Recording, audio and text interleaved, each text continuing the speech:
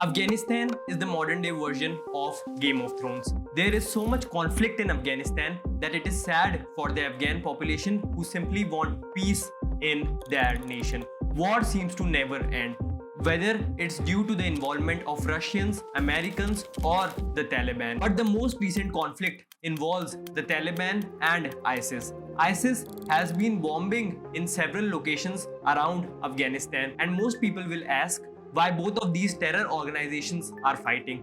The basic answer is that both want to rule Afghanistan, but it's not that simple.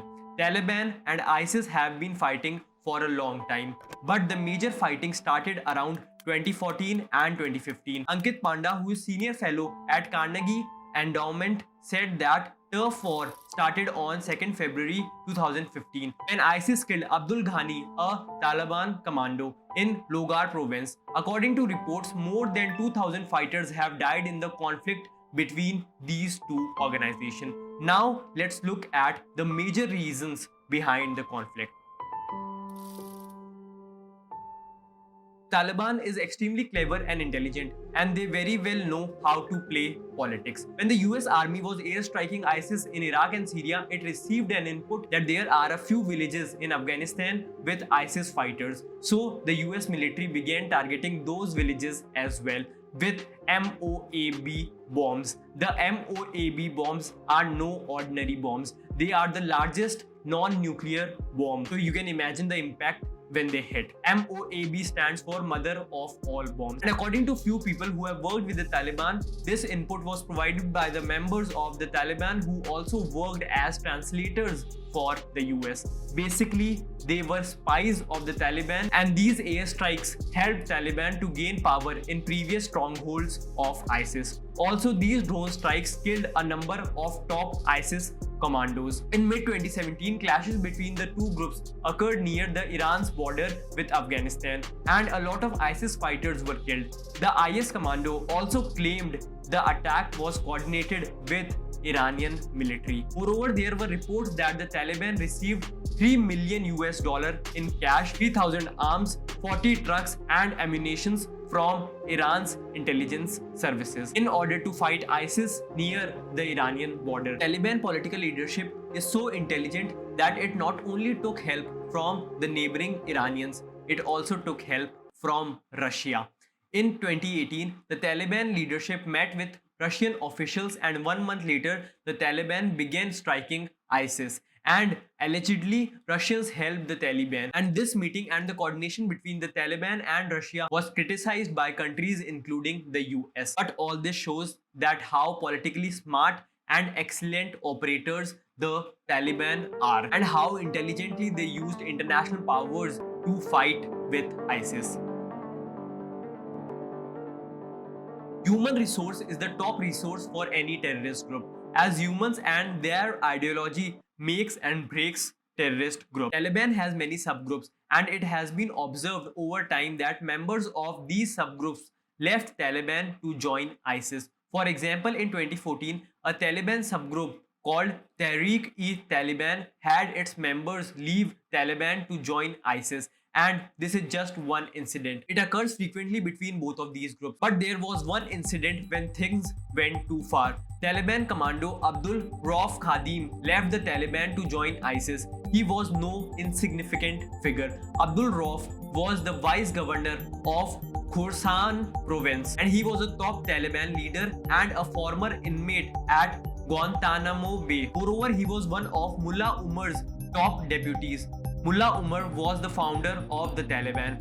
His defection caused a lot of internal chaos, and all along the ISIS has been actively recruiting Taliban defectors, particularly those who were dissatisfied with their own leadership's lack of success. Mullah Akhtar Muhammad, a Taliban leader, has written a letter to his counterpart of ISIS, Abu Bakr al-Baghdadi, urging him to cease his recruitment efforts and stressing that any battle in Afghanistan should be led by the Taliban only. Mullah Umar, the Taliban's founder, died on 23rd April 2013 due to tuberculosis.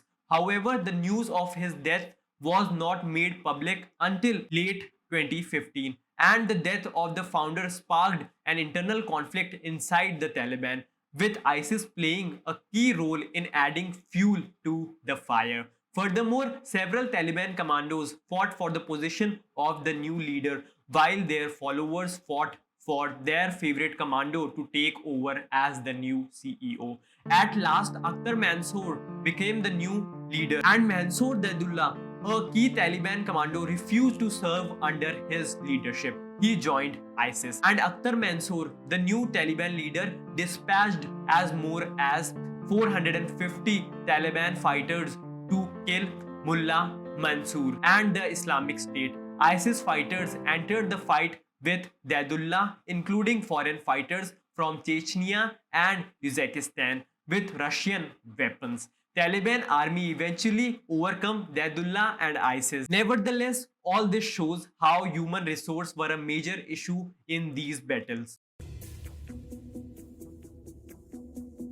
Afghanistan is the land of opium. Both the Taliban and ISIS make a lot of money from opium, which they use to buy weapons and run their operations. But what if the other group take control of your opium fields, as this has been in the case of Afghanistan, where both of these groups have been fighting to capture provinces that produces the most opium.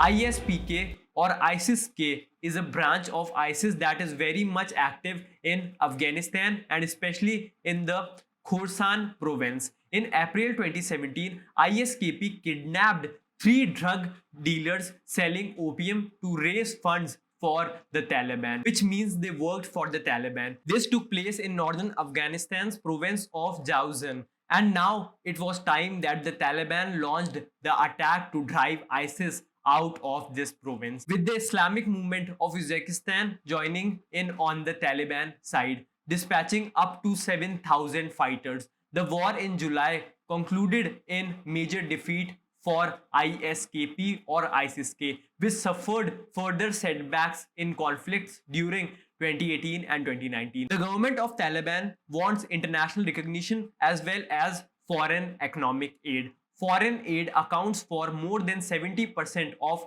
Afghanistan's budget, and countries from all across the world such as China, Russia are already in talks with the Taliban leadership and are even willing to recognize them. But for long-term recognition and success, the Taliban has to lift at least some restrictions from the Afghanistani people. But this is where the extremists in ISIS challenge the extremists in Taliban that they are not Islamic enough. At the same time, ISIS does not approve of receiving foreign aid. They want to build a Muslim empire without any aid, be it economic or in any other shape. ISIS also wants Afghanistan and the surrounding region to become the world's terror hub. They want to make Afghanistan a place where terrorists train and fly to other countries to carry out their mission. And the Taliban just wants to govern in Afghanistan, whereas the ISIS wants complete takeover. They want to stretch their rule from Iraq, Syria to Afghanistan and furthermore. The Taliban and the ISIS belong to two different ethnicities, social group, and they have different traditions. Most people or fighters of the Taliban are from Afghanistan, but most people of ISIS are not from Afghanistan. They are from Iraq or Syria. The recent bombing in Afghanistan resulted in some American casualties, which is satisfactory for the ISIS in terms of boosting fighters' morale and proving their superiority among jihadis. But it's bad for the Taliban as its inability to protect the territory, which in turn leads to reduced foreign aid and international investment. ISIS has often criticized the Taliban for signing a peace agreement with the US, claiming that doing so shows the Taliban's lack of interest in jihad. And since April of this year, when the US was leaving in full swing and Taliban rapidly captured new territory, many ISIS terrorists who were in Afghan jail escaped, which helped the ISIS set up its operations. Additionally, both of these groups engage in public executions of fighters from the other group. The whole operation is even recorded on camera, which in turn helps in future propaganda and spreading the message of the respective group. These publicity stunts are conducted to prove superiority over the other group and send a warning to the members of the other group and future recruits. And experts believe that the clashes between the Taliban and the ISIS will eventually become more consistent, as both of these groups have a constant desire to kill fighters from the other group and take revenge. So this is endless, and the people of Afghanistan are suffering the most in this real life Game of Thrones.